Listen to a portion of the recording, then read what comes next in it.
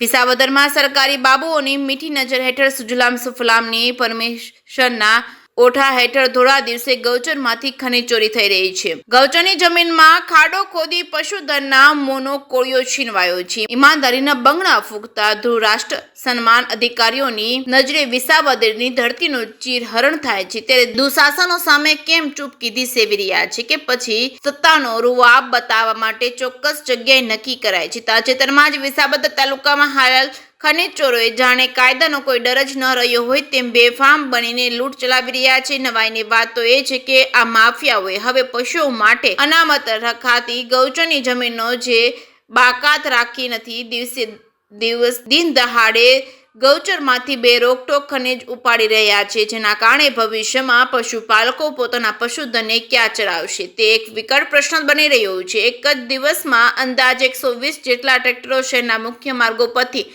માટી અને પથ્થરો ભરીને પસાર થાય છે, છતાં વહીવટી તંત્રના પેટનું પાણી પણ નથી હલતું। અધિકારીઓ પોતાની એસી ઓફિસમાં બેસીને મીટિંગોના દોર ચલાવવા મશગુલ છે, ત્યારે બીજી તરફ ખનીજ માફિયાઓ કુદરતી સંપત્તિને તહસમહસ કરી રહ્યા છે। લોકોમાં એવી પ્રબળ ચર્ચા છે કે તંત્રના મૌન પાછળ કોઈ મોટું આર્થિક હિત છુપાયેલું છે કે પછી સત્તાધારી પાર્ટીના હોદ્દેદારની સુજલામ સુફલામની પરમિટના ઓઠા હેઠળ ગૌચરમાંથી ખનીજ ચોરી કરી કરોડોના આ બિઝનેસમાં વચેટિયાઓએ સેટિંગ કર્યું હોવાની ચર્ચા થાય છે। આ ખનીજ લૂંટ તાત્કાલિક ધોરણે અટકાવવામાં નહીં આવે તો વિસાવદરની હરિયાળી અને પશુધનનું અસ્તિત્વ જોખમમાં મુકાય છે એ નક્કી છે। જે કે સિંગુદત્ત સાથે હરીશ મહેતા, વિસાવદર।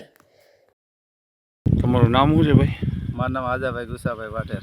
તમારો પ્રશ્ન શું છે? અમારો પ્રશ્ન એ છે કે પરમિટ આપે છે મામલતદાર, પણ પરમિટ આપે એ તળાવ ખોદતા નહીં, તળાવ અને ગૌસર છે એમાંથી બધી કાળી ધૂળ કાઢી જાય, ગોરમટું કાઢી જાય। અમે પ્રશ્ન એને અહીંયા કરવા જઈએ એટલે કે પરમિટ આપી, તો પરમિટ આપી હોય તો તળાવની આપી હોય, તળાવમાં તો રહેતા નથી। રોજ કેટલા ટ્રેક્ટર ભરાય અહીંયાથી? 150 થી 200 ટ્રેક્ટર। તો આ વિસાવદર તાલુકો એટલે ફરતા ગામડાને મેટર આપવાની આ ધૂળ મોટી મોણપરીના આવે, ખાંભાના આવે, ભૂતળીના આવે, કાલસારી, કારાવડ, ફરતા ગામના આવે, આમ દુધારું, માણંદિયા, રાજપરા। તો તમે જ્યાં પરમિટ આપી છે તળાવની, ત્યાં માટી ખોદે છે કે બીજે ક્યાંય? બીજે પરમિટ છે ત્યાં તો કાંઈ ખોદતા જ નથી, એના સિવાયની બધે બીજે જ ખોદે છે। ક્યાં ક્યાં ખોદી? આ નવાથાના પટમાં બધે ખોદી નાખી છે, પછી આ સત્તાધાર રોડે એ ગૌસર આખું ખોદી નાખ્યું છે। 6-7 જેસીબી ચાલુ કરી છે, 150 થી 200 ટ્રેક્ટર એક ધારા ચાલુ હોય। તમે કોઈને રજૂઆત કરી હતી? રજૂઆત કરી એટલે એમ કહે કે એને પરમિટ આપી છે તળાવની, પણ તમે ત્યાં પરમિટ આપે એટલું ખરું, પણ ત્યાં જોવા જાય થડ માથે તો ખબર પડે ને કે ત્યાં પરમિટ આપીને ક્યાં હાલે છે, એ કોઈ કંઈ તપાસ કરતા જ નથી। તો હવે આમાં તમારું કહેવાનું શું થાય છે? અમારું કહેવાનું એ થાય છે કે આમાં સરકારની મિની ભગત હોવી જોઈએ। મામલતદારને કહીએ એટલે જે ખનીજ ખાતાને કહીએ એટલે એમ કે એ મામલતદારને અમે પરમિટ આપેલી છે બાકી થડમાંથી આપી, થડ તો તમે જોવો। મતલબમાં જ્યાં પરમિટ આપેલી છે ત્યાં ખોદાતું નથી? ત્યાં નથી ખોદાતું, એના સિવાય બીજે ખોદે છે।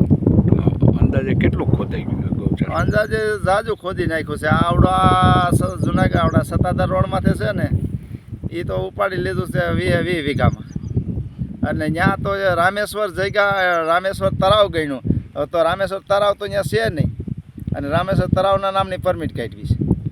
બીજું ક્યાં ખોદાણું? બીજું નવાથાના પટમાં ખોદ્યું છે, બીજું આ પેમ્પરા રોડે એ તળાવ એટલી નથી ખોદી, નવાથાનો કૌશલ લઈ લીધું છે, તળાવ એમણમ છે। જે તળાવ અહીંયા નાગવટલામાં તળાવ છે તો એ તળાવમાં તો પ્રથમ ડાગ નથી કર્યો, અને નવો થોપટ આખો લઈ લીધો।